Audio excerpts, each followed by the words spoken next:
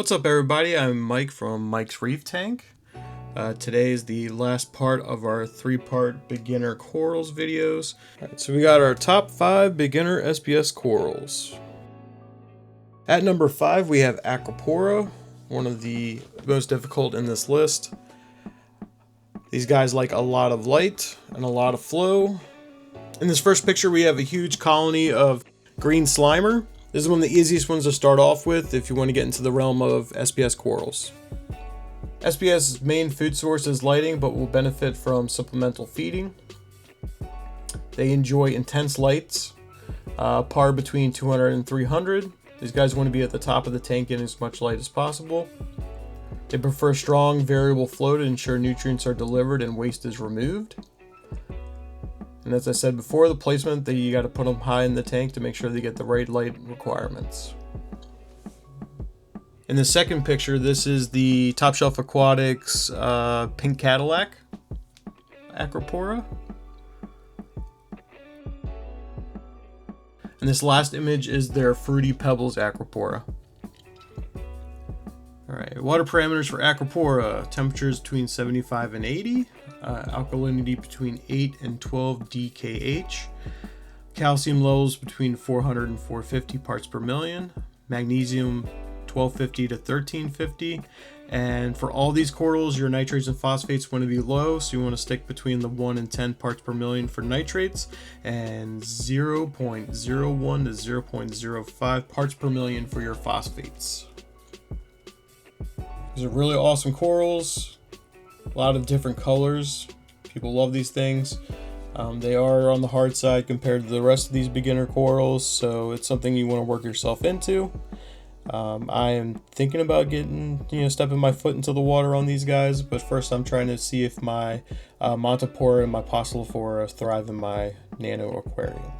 At number 4 we have Montipora. This video is the Montipora frag that I put in my tank. It's been probably about a month and a half now. Starting to get some good growth on it. I believe it's a plating Monty, the usual red color, and I'm hoping I get a nice little cup shape growing on the top of that rock. For food source, their main food source is light, and they will benefit also from supplemental feeding. I have started feeding my Montipora and my Poecilophora Reefroids this week, so let's see if that makes these guys grow faster and look more beautiful. For lighting, they like their moderate to high lighting with PARS levels of 100 to 250. For water movement, they prefer a strong but not direct flow. And placement, just make sure you place them near adequate levels of light and flow. Now there's a couple different species of Montipora. Put up some pictures. Pictured is the Montipora digitata, and it grows in a branching manner. This is another picture of a plating Monty. Monties can also be encrusters. For water parameters, you want to keep your temperature 75 to 80, alkalinity between 8 and 12, calcium 400 to 450, magnesium 1250 to 1350, and typical nitrate and phosphates. For number 3 on the list, we have bird's nest corals. Pictured is the Birds of Paradise bird's nest. All these pictures were taken from Top Shelf Aquatics. Bird's nest corals' main food source is lighting and will benefit from supplemental feeding. They like moderate to high light with PAR levels of 200 to 350. And they prefer strong, alternating flows to ensure nutrients are delivered and waste is removed. Place these guys near the top of your aquarium and watch them grow like crazy.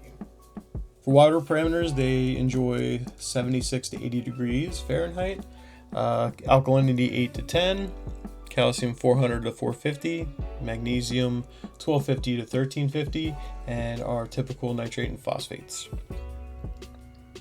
These come in as pictured, the green coloring, and there also is a pink coloring that you can get. As they grow, you'll have to make sure to change your flow so that there's no stagnant areas within your aquarium. These guys will block off some flow, and you got to make sure to do your adjustments. At number 2, we have Stylophoria, also known as cat's paw. Their main food source is lighting and also will benefit from supplemental feeding. They enjoy moderate to high light with par levels of 300 to 400. They will also prefer moderate alternating flow to ensure that the nutrients and waste are removed. And for placement, you want to make sure they get the adequate light and flow they need to grow.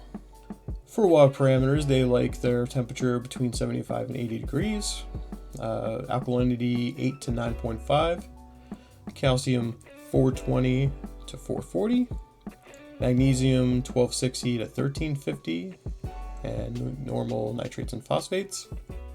These come in colors of green and blue. The blue variant looks really awesome. I'm thinking about adding that to my tank because at this point I've got a little too much green. I'd like to find some more reds, oranges, yellows, and blues. And at number 1 we have Possilophora, also known as the cauliflower coral. Example I have shown is the one I have in my current aquarium. Got this a couple weeks ago. It's looking good. I can't wait for it to grow into a bigger colony. Main food source is lighting, but it will also benefit with supplemental feeding. I'm feeding mine right now Reefroids and see what that's going to do. It's the rainbow Possilophora, so it's got some green polyps and the skeleton has some purples and it looks like an orange brown. For lighting, they like their par between 150 to 250. Water movement, they prefer moderate alternating flow. And placement, just make sure you place it where it's going to get the adequate light and flow it needs. For water parameters, it enjoys temperatures between 75 and 80, alkalinity 8 to 9.5, calcium 420 to 440, magnesium 1260 to 1350, and our normal nitrates and phosphates. This coral will reproduce by dropping polyps, which can leave it with some reefers as a problem coral or a nuisance coral, because it will just drop polyps randomly and then you'll get it in places in your tank that you did not want it in. Some people kind of put it in the same class as a xenia or a star polyp as far as its reproduction. Just make sure you're monitoring the situation, and if you see it popping in places you don't want it to be, you either try to break it off or cover it with putty so it will not continue to grow.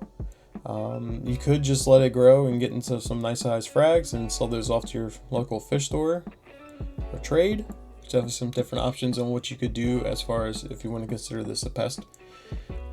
But it's a really good one for beginners because it's gonna be easier than these other ones in this list, more forgiving, and it'll get you confident to be able to add additional SPSs to your aquarium. And here pictured I have a more of like a very neon green variant.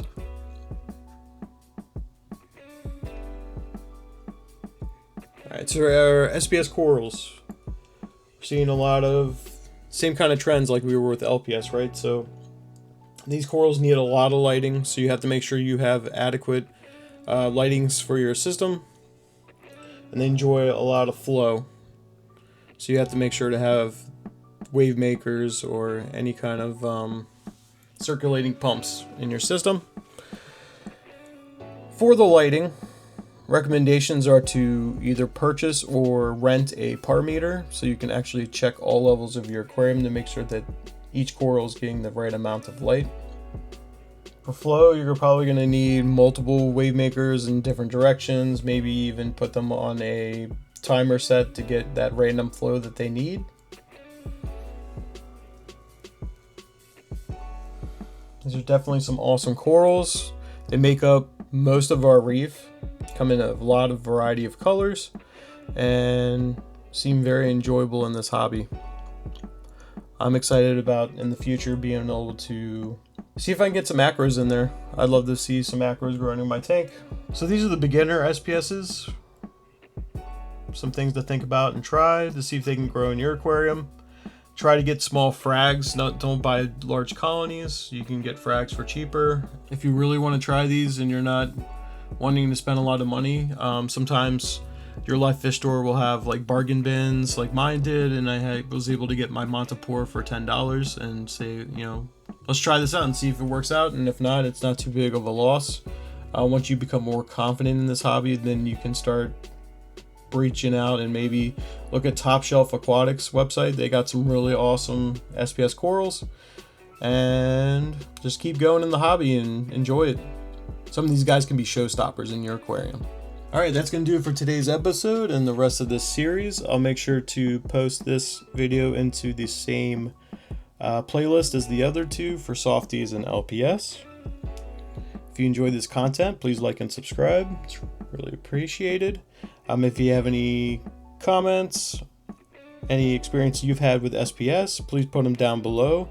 If you have any ideas or any requests on my next set of episodes, please let me know. I'd love to hear from you guys.